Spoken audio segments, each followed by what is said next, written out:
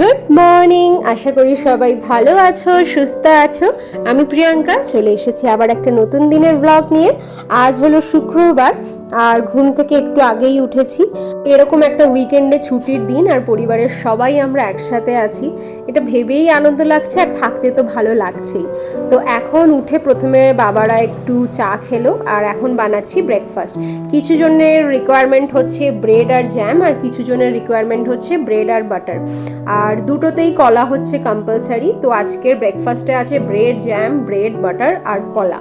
আর তার সাথে যেটা দিচ্ছি সেটা হচ্ছে আন্টি কিছুক্ষণ আগেই দোসা দিয়ে গেছে, বেশ অনেকগুলোই দোসা দিয়ে গেছে। তো প্রথমে সবাইকে তিনটে তিনটে করে ব্রেড দেওয়া হচ্ছে, তারপরে আবার সবাই দুটো দুটো করে দোসা খাবে। দোসার সাথে সাম্বার, গ্রিন চাটনিও ছিল।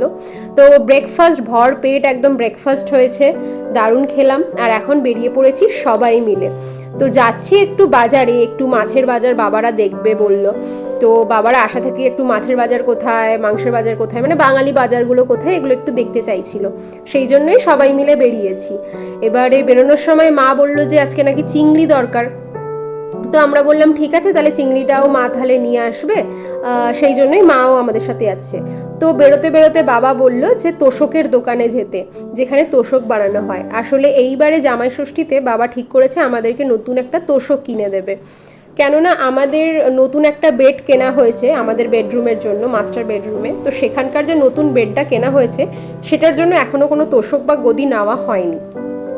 তো বাবা বলল যখন বাবা এসছে বাবাই দেখে শুনে ভালো একটু দেখে তোষক এইসব বেডের জিনিসপত্র কিনবে। তো সেই জন্য আগে দোকানে চলে এসেছি। এখন দোকানে এসে মা বাবা দেখছে যে কোনটা কি ভালো রয়েছে। আমরা জানি কিন্তু অতটাও জানি না যে কোন তুলোটা ভালো বা কোন তুলোটা খারাপ।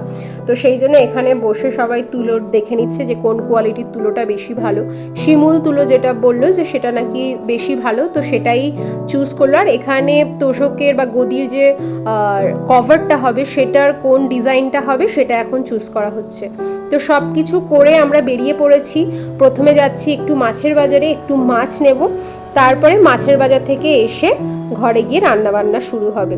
সকাল সকাল যেহেতু উঠেছি ওই জন্য এখন খুব বেশি একটা বেলা হয়নি, এখন বাজে হচ্ছে 10:30 মতো। তো বাড়িতে সব কিছু করে 11টার মধ্যে ঢুকে যাব। যখন ফিরছিলাম মাছের বাজার থেকে সামনেই দেখতে পেলাম তালশাঁস, সেই জন্য সবার জন্য একটু তালশাঁস কিনে নিলাম। তালশাঁস খেতে তো আমরা ভীষণই ভালোবাসি, সবাই ভালোবাসি।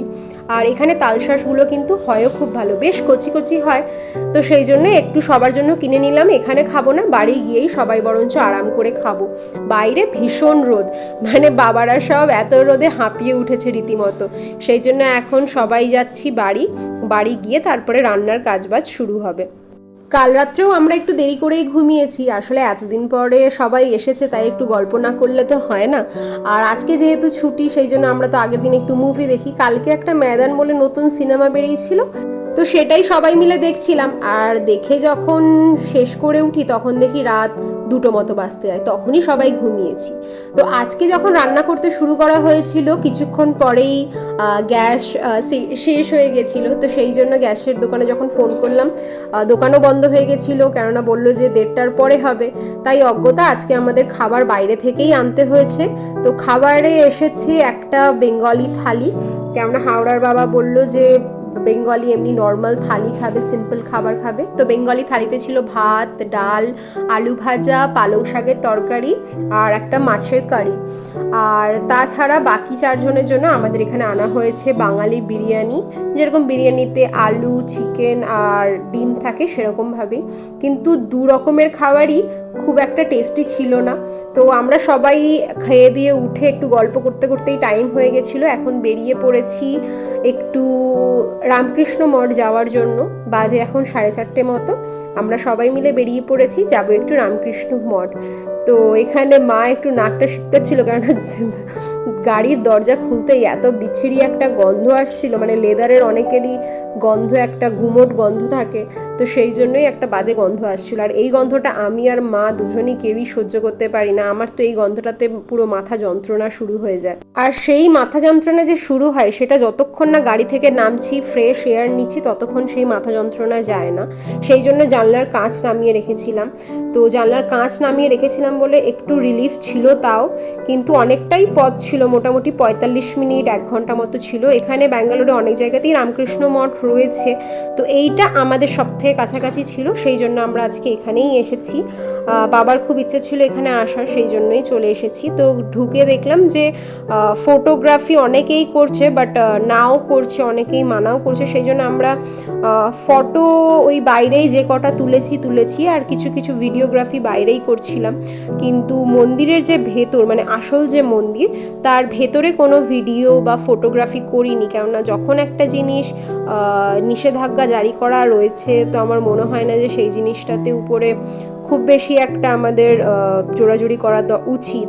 তো বাইরের ভিউগুলোর আমি অবশ্যই ভিডিও করেছি, কেননা বাইরের ভিউটা ভীষণ ভালো ছিল, একটা বেশ পার্কের মতো ছিল, মানে কেউ যদি এমনি নিরিবিলিতে এসে হাঁটতে চায় বা এমনি থাকতে চায় সেও এসে থাকতে পারে। তো ওই জন্য ওখানটা খুব আরাম লাগছিল, খুব ভালো লাগছিল।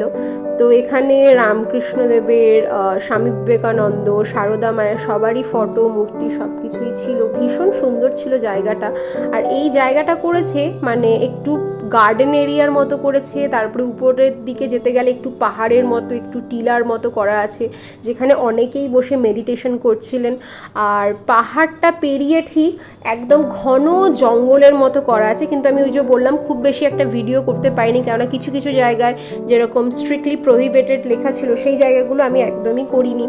আর এখানে জঙ্গলগুলোতে এত সুন্দর পাখির ডাকের আওয়াজ আসছিল, আর সেই বাঁশ গাছের সরসরানি আওয়াজ, খুব সুন্দর লাগছিল। দারুণ একটা বিকেল আমরা কাটালাম।